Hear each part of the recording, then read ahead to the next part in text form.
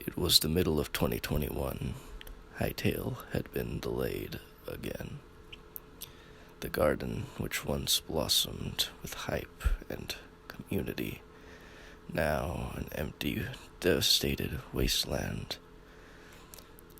It would take months to travel and find new hype. So I went across a treacherous desert, devoid of anything that would excite me. And just as I was about to collapse, I heard a voice in the distance beckoning me. Hey! Hey! We have pre-alpha! So yeah, I'm a fan of Bitcraft now, and today I'm going to tell you why this has happened. So let's get into it. So what is Bitcraft? Well, Bitcraft is an MMORPG sandbox with an undetermined release date. Wait a minute, this sounds familiar. Oh yeah, Hightail. Well, it's similar to Hightail in those respects, but not really in any other respects, because this game is going to be on one world with many factions being created, growing and surviving, as well as thriving in this world, and there's going to be a tiny bit of lore thrown into the mix, but we'll get to that later. This game will be focused a whole ton on the community.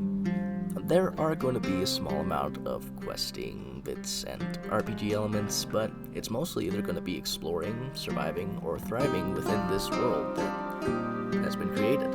And a part of this thriving would be choosing a profession, like stonemasonry, where you can shape stone into whatever you want it to be, cooking, where you can provide meals for yourself and others, alchemy, where you can mix potions together.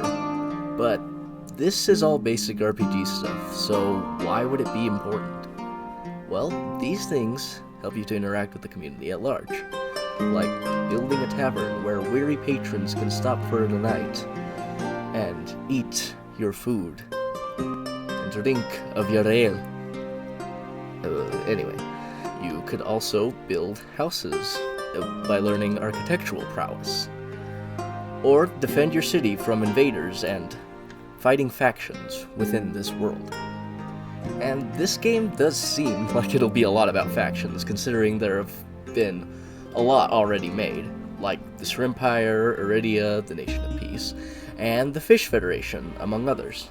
And this game looks pretty darn good artistically. I mean, I should have the trailer playing in the background by now, and I actually hadn't noticed this before, but the world is so full of colors, so full of life. It's got a good amount of lighting and such, and you could chalk that up for making the trailer look pretty for the wide audiences that would be there, but they had pre-alpha content in there too, so it seemed like the same. As for mechanics, we know that there will be fishing and sailing, as illustrated in the trailer. There are still a few things in limbo, like the big question of PvP, which is a surprising question to ask for some, but to me it makes sense because some people do want their own humble slice-of-life experience in this medieval-like space.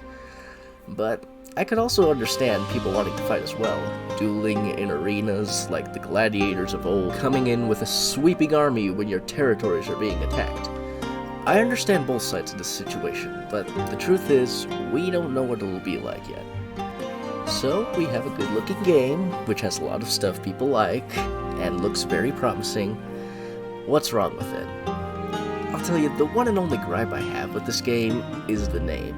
Now, I wouldn't be surprised if the name turned people off to this game for the most part. That's really a shame for what this game is promising and how good it looks, because this game has had a lot of effort put into it, and to see that go to waste because of a simple name would really be sad, but they don't seem intent on changing that, so I don't know how this will turn out, but I digress. So, when is the game coming out? Again, we don't really know, but they are in pre-alpha right now, so if you haven't already, sign up with your main account, your 4 alt accounts, and that one account your friends only know, and hope for the best, I guess. But that's all I have to say. Thank you so much for watching, and with that, I'll see y'all later.